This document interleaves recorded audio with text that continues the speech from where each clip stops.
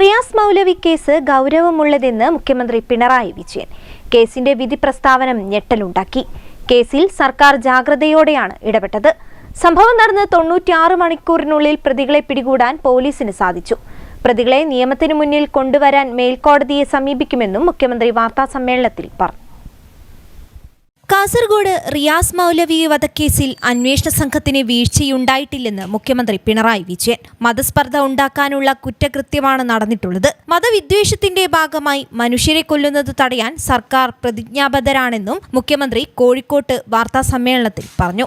സർക്കാരിന്റെ ഭാഗത്തു നിന്നുണ്ടായ ശക്തമായ ഇടപെടലിനെ തുടർന്നാണ് പ്രതികളെ 7 വർഷം വിചാരണ തടവുകാരായി വയ്ക്കാൻ സാധിച്ചത്.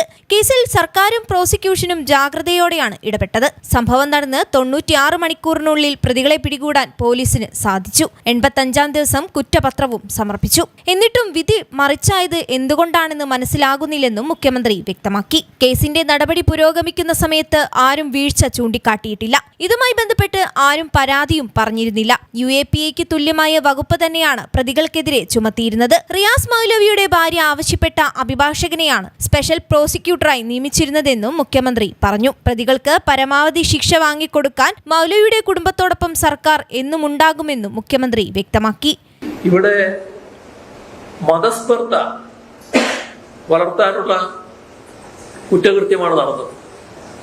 ഇക്കാര്യത്തിൽ സർക്കാരിനോട് അത് കുറ്റപത്രത്തിൽ ചേർക്കാനുള്ള അനുമതി തേടി. അപ്പോ മതസ്പർദ്ധ വളർത്താനുള്ള കുറ്റകൃത്യമാണ് നടന്നത് എന്ന് ബോധ്യമുള്ളത് കൊണ്ട് തന്നെ സർക്കാർ അതിനുള്ള അനുമതി പത്രം നൽകുകയും ചെയ്തു. ഇവിടെ കാണേണ്ട കാര്യം, സാക്ഷികളായി 97 പേര്, 375 രേഖകൾ, ഇതെല്ലാം പ്രോസിക്യൂഷൻ കോടതിയിൽ ഹാജരാക്കി. നമ്മൾ കാണേണ്ടത്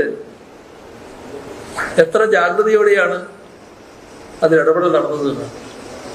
ഈ സംഭവം നടന്ന് 96 മണിക്കൂറുകൾ തികയും മുൻപ് 23/3/17 3 പ്രതികളെയും അന്വേഷണ സംഘം അറസ്റ്റ് ചെയ്തു.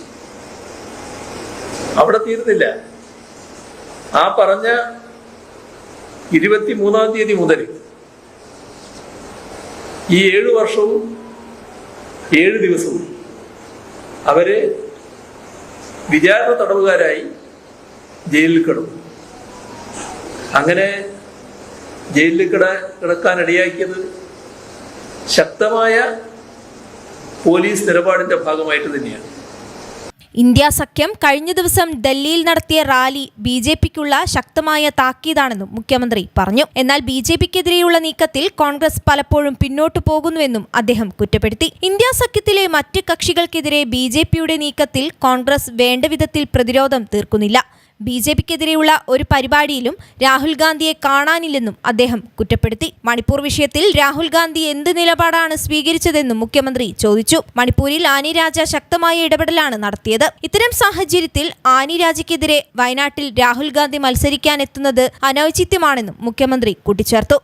News bureau, Kozhikode.